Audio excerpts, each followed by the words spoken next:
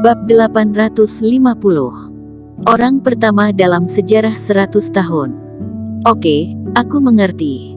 Erikin menunjukkan ekspresi seperti yang diharapkan. Dia berdiri dan berjalan di bawah lonceng perunggu besar yang melayang di udara. Trik apa yang dimainkan anak ini? Tanpa palu lonceng Sekte Wendao, apakah dia bisa mendapatkan yang lebih baik? Di antara penonton, semua orang melihat Erikin berjalan di bawah lonceng perunggu dengan tangan kosong, dan ada banyak diskusi. Tidak, menurutku, ini karena Erikin telah membuat alasan yang bagus untuk gagal. Lagi pula, tidak memakai palu lonceng, bahkan jika gagal pun punya alasan bagus. Seseorang mencibir. Jika ini masalahnya, kesan orang ini di hatiku akan anjlok. Seseorang menggelengkan kepalanya. Bagaimanapun, semua mata penonton saat ini tertuju pada Erikin. Banyak orang yang penasaran, menebak-nebak bagaimana penampilan Erikin. Mengambil napas dalam-dalam, menatap lonceng perunggu, Erikin tiba-tiba terbang. Awalnya kecepatan Erikin tidak cepat, tapi terus berakselerasi, dan akhirnya tubuhnya terlihat seperti aliran cahaya. Tanpa ragu-ragu atau lamban, di bawah tatapan penonton, palu ringan tiba-tiba muncul di tangan Erikin, menabrak lonceng perunggu. Setelah tembakan Erikin jatuh, tidak ada aura panik, tidak ada suara yang mengguncang bumi, dan bahkan lonceng perunggu sepertinya tidak bergetar. Setelah menjatuhkan palu, Erikin mendarat perlahan, dengan tangan di punggung, berdiri di platform tinggi.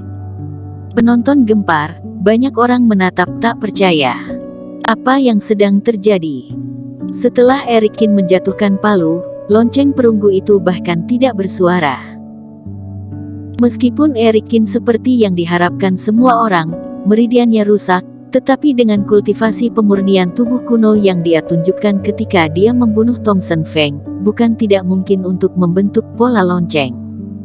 Ini. Penatua Sekte Wendao juga sedikit terkejut, dia mengantisipasi banyak kemungkinan, tetapi tidak pernah menyangka situasi seperti itu akan terjadi. Haha, sia-sia saja. Handi Chao tertawa lancang. Sayang, aku malu masuk daftar pahlawan bersamamu. Urto Feng juga mencibir.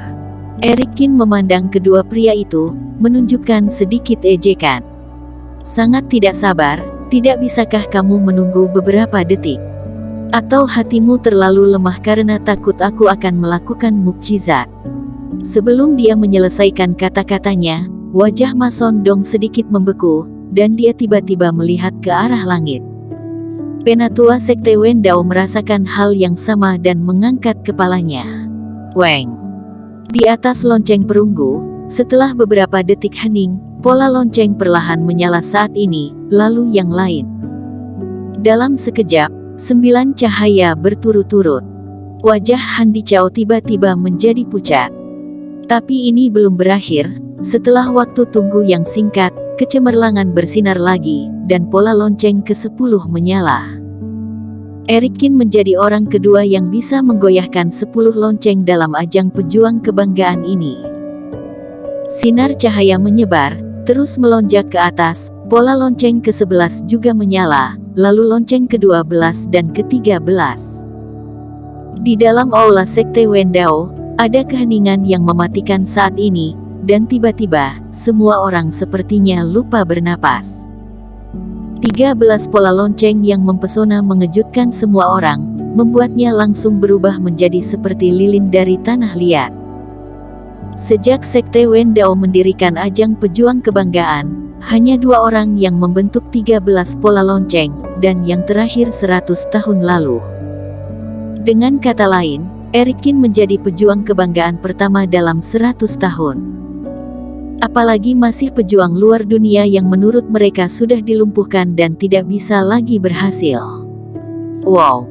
Kemudian suara keras terdengar di aula, seolah-olah air mendidih dituangkan ke dalam minyak panas. Semua orang terkejut dan banyak berkomentar, wajah mereka memerah dan mereka sangat bersemangat. Tidak diragukan lagi bahwa semua yang mereka saksikan hari ini akan menjadi sejarah, pembicaraan yang tidak akan ketinggalan zaman. Di peron yang tinggi, pipi putra suci keluarga Feng dan Cao merona, seolah-olah telah ditampar dengan keras. Mereka mengatakan bahwa Eric Qin hanyalah sampah dan tidak pantas berada di urutan teratas bersama mereka. Tapi pola lonceng 13 yang mempesona di lonceng perunggu seolah diam-diam mengejek mereka dengan kejam, siapa yang sampah dan siapa yang tidak layak untuk disandingkan. Ma Sondong terlihat seperti burung herring, awalnya dia ingin berganti tempat duduk dan menamparkan wajah Eric Qin, namun pada akhirnya dia memberi kesempatan kepada Eric Qin untuk menjadi terkenal. Dia ingin mempermalukan Eric Qin, namun pada akhirnya dia mempermalukan dirinya sendiri. Dia bersenandung, menjentikkan lengan bajunya, dan langsung pergi. Mata indah Andrew Zhu berkedip lagi dan lagi, melihat mata Eric Qin dengan tatapan aneh. Ini tidak normal, ada masalah.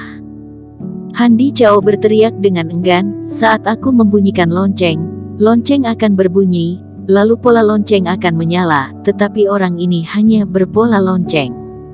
Ini curang. Penatua Sekte Wendao juga mengerutkan kening, hal semacam ini tidak pernah terjadi dan dia tidak bisa menilai. Dia menatap Eric Qin tanpa sadar. Eric Qin berkata dengan tenang, sepertinya aku telah mengatakan sebelumnya, mengapa tidak bisa menunggu sebentar? Dengar, bukannya bunyi loncengnya datang. Eric Qin menunjuk sedikit ke atas kepalanya. Saat ini, lonceng perunggu besar mulai berdengung. Suara ini berbeda dari sebelumnya, ini sangat mantap, dan suaranya konstan, seperti aliran sungai, bergelombang dan menyebar tanpa henti. Semua orang tertarik dengan suara lonceng, dan suara lonceng yang menggelegar ternyata mengandung irama tertentu, yang membuat orang tanpa sadar kecanduan. Di kedalaman Sekte Wendao, ketua Sekte Wendao sedang bermain bunga dan tumbuhan, tiba-tiba dia merasa sedikit merasakan dan tiba-tiba mengangkat kepalanya. Pola ke-13 lonceng, siapa itu? Matanya melonjak tajam, melihat ke arah bayangan. Pergi periksa, pejuang kebanggaan yang mana? Lapor ketua sekte, ini Eric Qin. Sesaat kemudian, dalam bayangan, sesosok tubuh perlahan berbicara. Eric Qin itu lagi. Ketua Sekte Wendao mengerutkan kening, pergi undang orang Pudao, lupakan saja, aku akan pergi sendiri. Ketua Sekte Wendao berkedip dan dengan cepat menghilang dari kediaman. Di aula, lonceng berbunyi lebih dari 10 tarikan napas sebelum perlahan berhenti. Semua orang pulih dari mabuk, menunjukkan ekspresi kompleks yang tak terlukiskan. Kali ini acara pejuang kebanggaan, ada pertunjukan yang bagus untuk ditonton. Eric Qin, yang tidak memiliki Reiki, dapat menerangi 13 pola dari lonceng perunggu, tetapi bisakah dia berdiri di hadapan orang banyak ketika dia melawan orang lain? Eric Qin dan Ma Sondong akan menjadi hit terbesar di acara ini. Semua orang banyak bicara dan mulai pergi perlahan. Di platform yang tinggi, Eric Qin perlahan mengulurkan tangannya, nafas tak terlihat di lonceng perunggu mengalir ke tubuhnya. Aura asli dari langit dan bumi, apakah seperti ini? Eric Qin memejamkan mata dan merasakan aura transparan muncul di lautan kesadaran. Dia mengeluarkan sinar kerohanian, dan langsung merasakan pikirannya super sadar, seolah-olah dia telah melompat ke mata air yang jernih. Bersemangat dan menyegarkan, pikiran sangat mudah diakses, dan jawabannya seringkali dapat ditemukan dalam sekejap ketika memikirkan suatu masalah. Asli, ternyata ini bisa membuat orang menemukan inti masalahnya. Aura ini sungguh berharga. Eric Qin menarik napas dan menyegel auranya. Hal ini dapat menghemat banyak jalan memutar, tetapi tidak bisa begitu saja menyia-nyiakannya. Ma Sondong membunyikan 11 pola lonceng, juga seharusnya bisa mendapatkan aura aslinya, tetapi itu pasti jauh lebih sedikit dari aku.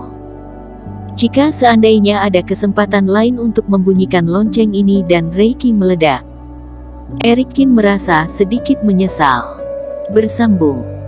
Terima kasih telah menonton video ini sampai akhir. Jangan lupa subscribe dan nantikan kisah episode selanjutnya hanya di Novel Story. Salam.